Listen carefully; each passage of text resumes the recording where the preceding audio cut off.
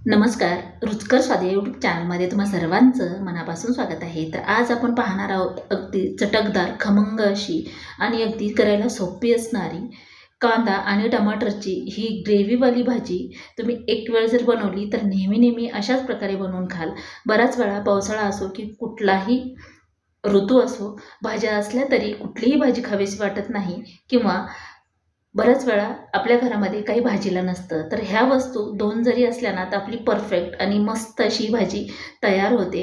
तुम्ही खरंच म्हणाल, की ही भाजी खाल्ल्यानंतर दुसरी भाजी खावीच वाटणार नाही.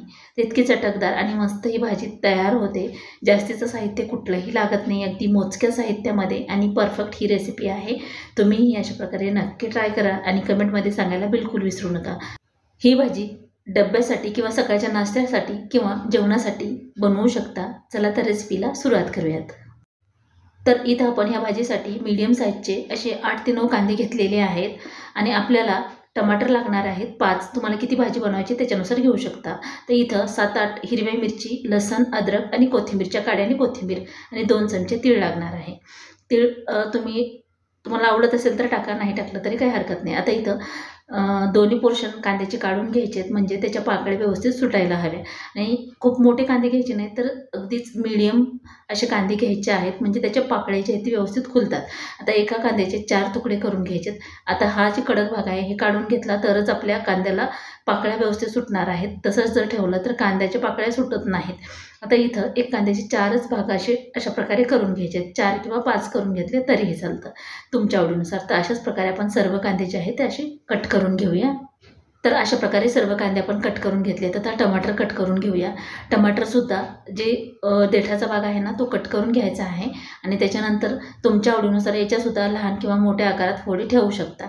आता इथं व्हिडिओमध्ये व्यवस्थित दिसावं यासाठी मी थोड्याशा मोठ्या ठेवलेल्या आहेत, पण जर का छोटी मुलं असतील किंवा मोठे टमाटरच्या फोडी खात नसतील तर थोडं बारीक चॉप केला तरीही चालतं. आता हे टमाटरसुद्धा आपण अशाच प्रकारे कट करून घेऊया.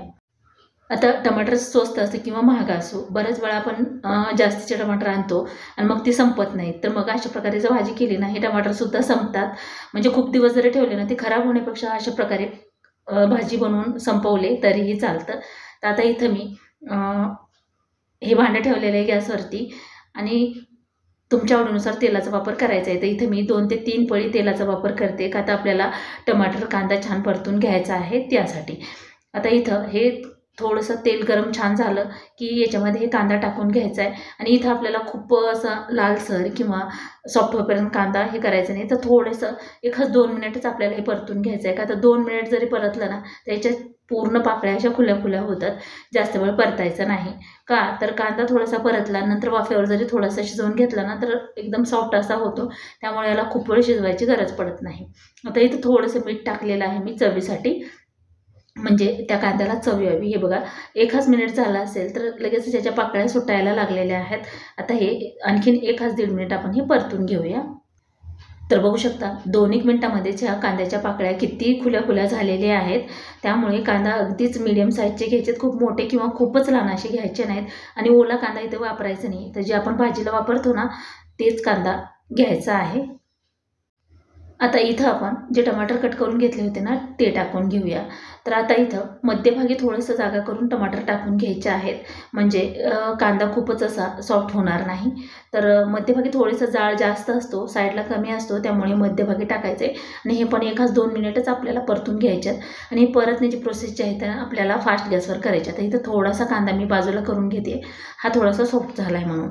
आणि आता हा कांदा बाजूला करून घेतला ना, परत टमाटर आणि कांदा सोबतच मिक्स केलं तरीही चालतं. तर थोडासा कांदा व्यवस्थित दिसावा किंवा अख्खा असा राहावा त्यासाठी मी थोडासा काढून घेतलेला आहे. थोडेसे टमाटरसुद्धा काढून घेतलं तरी चालतं, पण थोडंसं टमाटर आपल्याला परतून घ्यायचे आहेत. हा टमाटर आणि कांदे जे आहेत ही छान असा थोडंसं नरम टमाटर जे आहे ती कडकपणा कमी होईपर्यंत आपल्याला हे परतून घ्यायचं आहे. आणि जेव्हा नरम होतं ना टमाटर त्याचं साल आपोआप निघायला लागतं, तेव्हा आपलं परतणं जे आहे ते बंद करून घ्यायचं आहे. आता इथं थोडंसं मी तेल टाकलेलं आहे, का तर थोडंसं तेल कमी वाटलं मला त्यामुळे. तर टमाटरसुद्धा बऱ्यापैकी नरम झालेलं आहे बघा. ह्याचं साल थोडंसं असं निघतंय. तर थोडंसं गार्निशिंगसाठी किंवा वरतून टाकण्यासाठी मी 2-4 फोडी जे आहेत ते काढून घेतलेले आहेत, म्हणजे निम्मा कांदा आणि निम्मा टमाटर काढून घेतले. का तर आपल्याला हे टमाटर आणि कांदा हे भाजीत टाकायचे आणि हे जे आपण परतून घेणार आहेत ना, तर ह्याची आपल्याला प्युरी बनवायची आहे. त्यामुळे म्हणजे निम्म हे बघा अशा प्रकारे काढून घेतलेलं आहे. आता हे आणखीन 2-4 मिनिट परतून घेऊया. आता याच्यामध्येच आपल्याला ना हिरवी मिरची जी घेतली होती ती टाकून घ्यायची आहे, किंवा लसण जे साहित्य घेतलं होतं. इथं आपण 4 हिरवी मिरची वापरलेली आहे. तुमच्या आवडीनुसार फक्त हिरवी मिरचीच करायचं असेल तरी चालतं. अर्धा इंच अद्रकचा तुकडा आणि 7-8 लसणच्या पाकळ्या हे पण छान परतून घ्यायचं आहे. आणि थोड्याशा कोथिंबीरीच्या काड्या टाकायच्या आहेत, त्यामुळे भाजीची चव एकदम मस्त अशी लागते. आता हे टाकल्यानंतर परत आपल्याला हे 1-2 मिनिट भाजून घ्यायचे.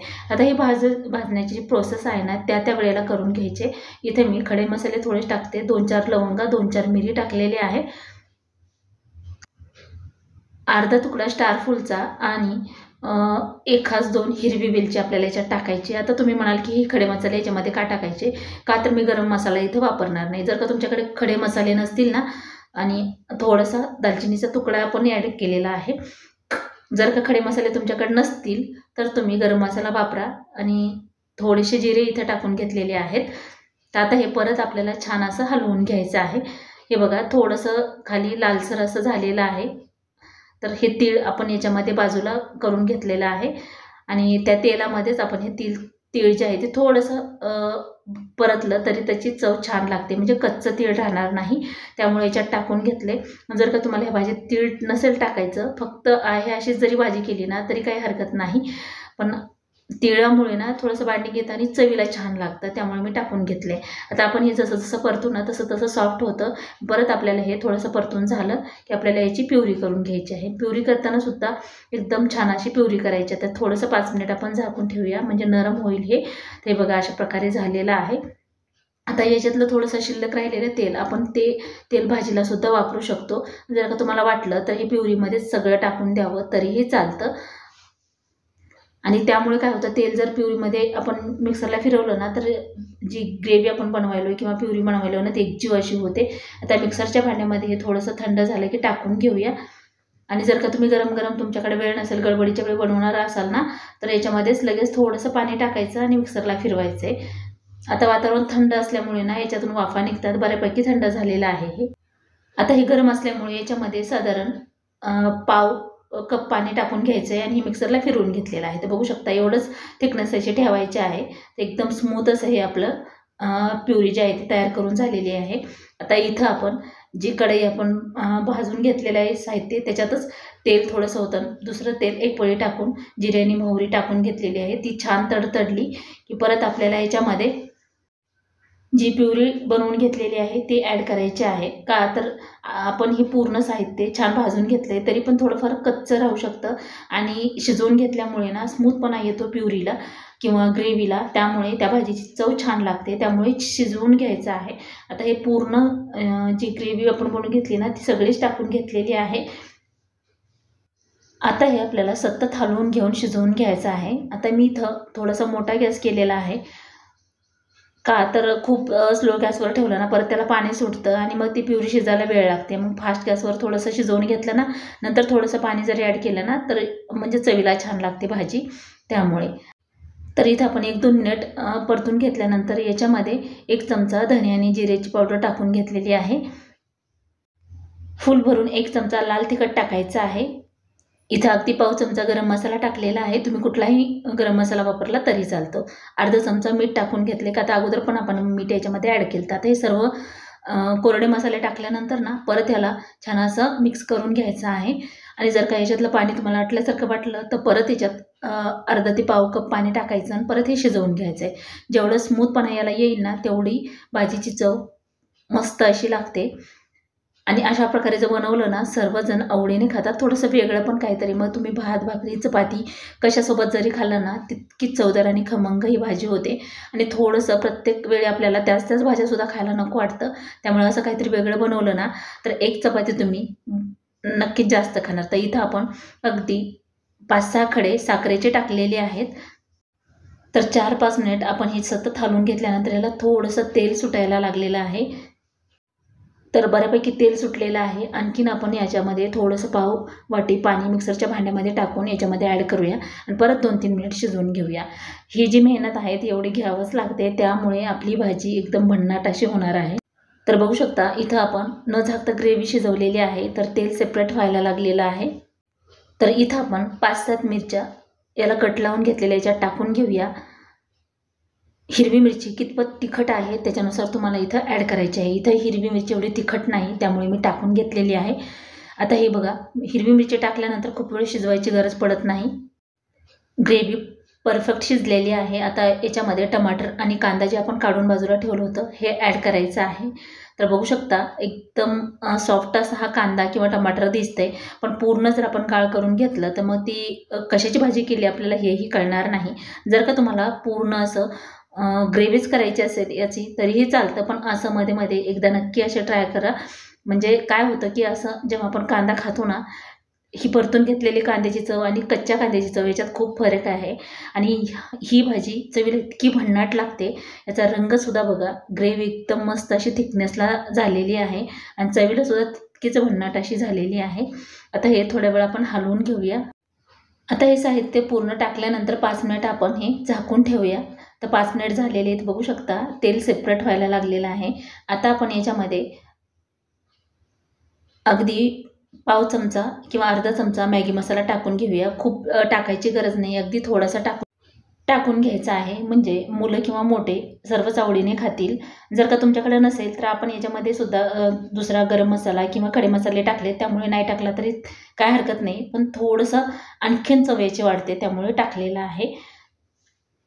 तर बघू शकता एकदम मस्त अशी रवाळ अशी आणि दिसायला सुद्धा तितकीच परफेक्ट, पाहता क्षणी न खाणारे सुद्धा आवडीने खातील इतकी परफेक्ट आणि मस्त ही भाजी झालेली आहे. थोडीशी कोथिंबीर टाकून घेऊया. तर अगदी लो फ्लेमवर आपण ही गॅसची फ्लेम ठेवलेली आहे, नाहीतर भाजी खाली लागू शकते. तर अशा प्रकारे आता गॅस बंद करून घेतला आहे. एकदम मस्त अशी ही भाजी आपली तयार झाली. आता प्लेटमध्ये काढून घेऊया. तर बघू शकता टमाटर असेल, कांदा असेल, ज्या पद्धतीनं आपण ही भाजी बनवली आहे ना, तितकीच खमंग आणि चवदार अशी झालेली आहे. तर आजची ही कांदा आणि टमाटरच्या भाजीची रेसिपी तुम्हाला कशी वाटली ती कमेंट करून नक्की सांगा. व्हिडिओ आवडला असेल तर लाईक करा, शेअर करा, सबस्क्राईब करा आणि पूर्ण रेसिपी पाहिल्याबद्दल धन्यवाद. चला तर भेटूया अशाच एका छानशा रेसिपीमध्ये. Bye bye and take care.